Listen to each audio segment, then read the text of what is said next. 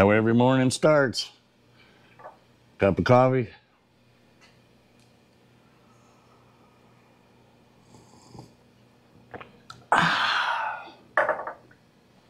And away we go. Hope you enjoy the video.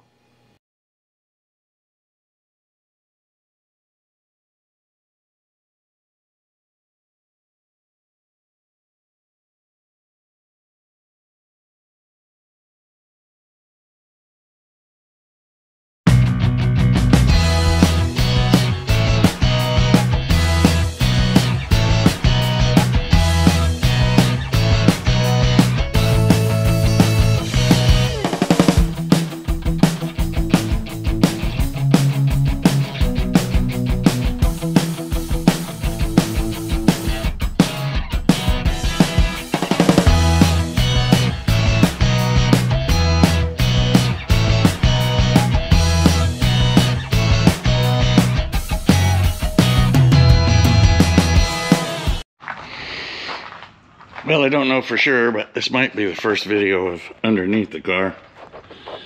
I got a little rock. This is actually a trunk. I used to put spare tire or whatever in it. But we're gonna have a little problem with the fuel cell. My fine trailer hitch still held in with the comb. I guess I actually did do part of this before. It's got a little rust. This is actually the inner fender. The outer fender seems to be pretty good. We aren't gonna go nuts with that stuff. Not this round, because I don't have time. But the frame is super solid. So while it's up in the air, we're going to go ahead and get some ladder bar stuff going on. I'm going to get up underneath. I need to put this in place. I also need to get up underneath. Let's see if we can get you there. And get these welded in. I better weld than that on the back side. If I get this welded, I have to weld up here. Get this welded to here. Same on the other side, so that they're nice and solid. I'm going to start cutting out the floor pans as well. And just start getting some stuff spiffied up. Just to give you an idea how bad those rockers were. That's the one I popped out. There's nothing left. So I do have some metal for the inside of it. And I have a new rocker, which I'll get on as soon as possible.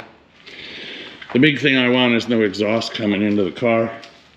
So we'll get all that sealed up. Like I said, I have both rockers. So we'll do both rockers. I've got all new rubber gaskets for the doors. New seals for around the windows. But in the meantime, oh, that's another thing I have to figure out too, is I have to kind of figure out how to do this exhaust.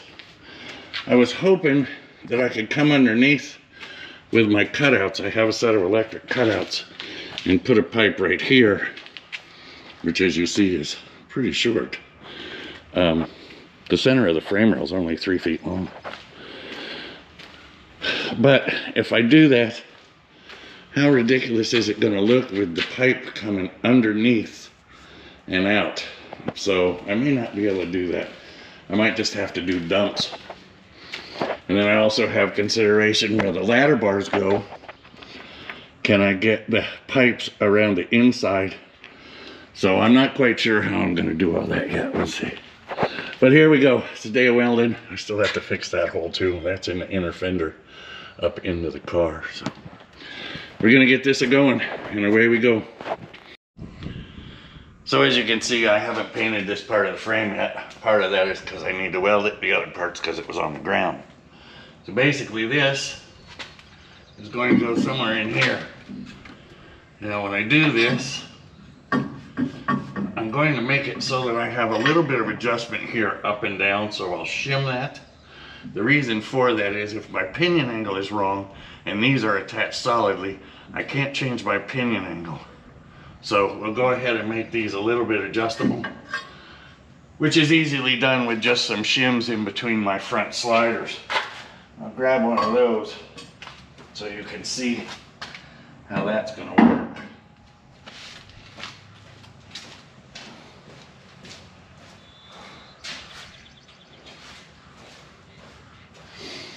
This is actually a rear leaf spring slider. I don't know if you can see this, it's way up here.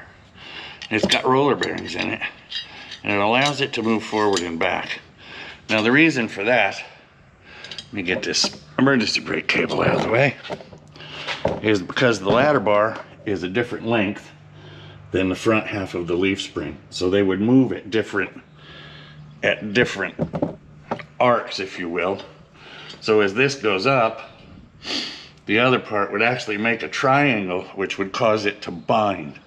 So we'll put this slider up toward the front, which will allow that to move front and back just a little bit, which will eliminate that bind.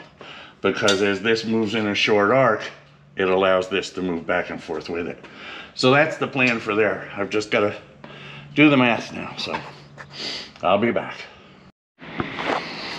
Well, here we go again for another day in the sun and fun. So blue sky, sunshine, beautiful Florida day, about 85 degrees. Just a real nice day. Oh look, I can see the sky. No, not really. So here's the deal. Ladder bars. Came off a Chevelle, I imagine. It was something with coil spring rear suspension. So I cut the inner brackets off. And then I've got them attached to the rear end just temporarily. Bolts are on the way. It just clears the shock. That's just the brake line I got to deal with. But moving forward, here's what I've done. I've taken a piece of box tubing, good old hunk of box tubing. It's saved me a couple times. And I've made my sliders attached to here, like this. The reason I did this with bolts is because until I get my pinion angle for absolute sure set, I want to be able to adjust those. So what I can do is I can lock those in place. I can lock it to the rear end, but I have plenty of adjustment if I have to go up with the pinion, down with the pinion. I can leave the back loose, unbolt it, let the rear end move to where I want. Remember that these do have to slide forward and back a little because of the difference in length. You can see that the length of the spring from here to the front perch is probably 10 inches shorter. So they need to be able to move independently of each other. If they didn't, they would bind. So, but that'll give you an idea. I think it's going to look pretty cool. You'll be able to see them. Then on the front, now remember that the suspension, the suspension is hanging right now, but we have the drag link up to the steering box, and it works. When it's on the ground, this bar is actually level with the ground, which means I won't get any bump steer. I have mounted the bracket and welded it in place there. It is shimmed and bolted square on the inside. This is lined up pretty much toward where it needs to be. It'll be a little angle there and then another U-joint over here, but not too bad. And I have steering. Woohoo! That's a biggie. Trying to push this thing with as much caster in it without something steering hooked up is crazy. I did get my mounts welded in. Please don't look at the welds. I could not get that welder set right and make me happy until, well, I kind of just said, you know what? A weld is better than no weld. So I welded the tops, I welded the sides, I got the gussets solid. I can probably pick up the car with them. I'm not that concerned because the tires are going to spin. Once again, I'm not going crazy. Well, I might, but then I added a little piece on top for here to support the top of the box. I welded a plate underneath it and welded this to it, so it's not going anywhere. So the steering box isn't going anywhere. The mounts aren't going anywhere. So now it's time for transmission cross member and get this fine baby back in the hole. So we're moving forward. It's starting to come together. Now I can go ahead and do my brake booster, brake lines, and all the other fun stuff that's going to make it live and run.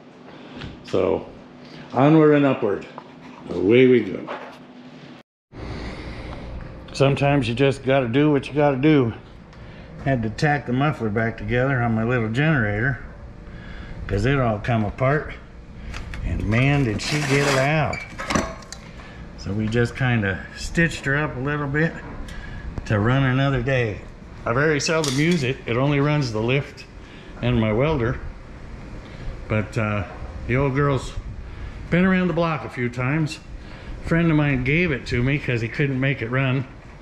Well, it took about 10 minutes. I've had it for 3-4 years now. Still works, but she was getting a little noisy. So just one more step in the "are you kidding me" department, as everything and anything that can go wrong usually does go wrong, but we're still winning the battle. So away we go some more. Well, there you have it. They are up in place, bolted. Sliders are solidly attached. I don't know if you can see this, but they don't move except for the little bit of spring in them. Both sides all done. Fingers crossed they will work. So really can't get a good side shot yet, but it should look pretty cool. You'll be able to see those out from underneath the car, I believe. And with the sliders, I should not have any suspension bind. I don't know if I can get it to move a little. No, she's pretty stiff in the back. It won't be once I get the fuel in and all, but there it is. So onward and upward tomorrow, and we'll start on putting the motor back in after I paint the frame. Well, once again, we dive in when the wind is blowing like crazy. Today, I need to do a little bit of undercarriage body work, I think. What I have here is this is the actual old trunk. And in that is going to go the fuel cell. So I'm probably better off to cut it from underneath so I can get the rusted out, because it rusts all the way up into here. But I don't want to just put a piece over the top of it. So I'm going to measure out side to side here and see if I've got enough good metal on each side to cut this center piece out and then put a piece in the middle, still using the sides. I know it's not real structural at this point. I'm going to have to do a little bending, straightening, and tacking, but we'll see what we can come up with there. I hope this bike is working better as far as the wind blowing and hearing that sound, but can't be helped at this point. So that's our first project of the day. So stand by and we'll dive in. Just one more mess in the trunk. She's kind of holy. That's where the spare tire went. The reason it's rotten is because the back window started leaking. So we cut some metal out, put some metal in. More of the same. Okay, so there's my fuel cell. And now what I've done, because I don't want vapors and all in the trunk, or in the cab if you will, I have cut out the entire bottom of the existing trunk. And what I'm going to do is seal this lid, just close it and latch it, and then put a pie plate like you'd use in a boat, a circular plate here with a removable hatch. And that way I can access the gas cap without having to open that entire trunk, if you will. And the bottom will be open so that the fuel lines can come out the bottom. So that's the plan at this point. I have some channel like stuff made out of nice thick steel that I'm going to cut, and it will notch right up into the front, and then I will notch the back so that I can bolt the fuel cell in. That's the plan at this point. Let's see if she works. I'll be back. Okay guys, well, a little more progress today. I have some of these leftover white panels These came from a building they were building for a storage facility, and they cut them 2 inches too short for the building. So they had hundreds of them that they were going to scrap. Well, as you can see, they have made a new trunk pan quite nicely. So what I've done is cut out all of the bad metal here. You don't need to watch somebody do that with a side grinder. And then I've stitched it in a little bit. She's getting solid. Still has some stuff up here.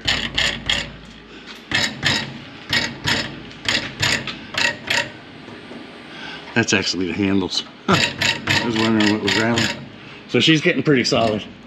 So now I'll go ahead and stitch this all in, and then I'll seam seal it and lock it in. The hole there is where the fuel cell hangs down.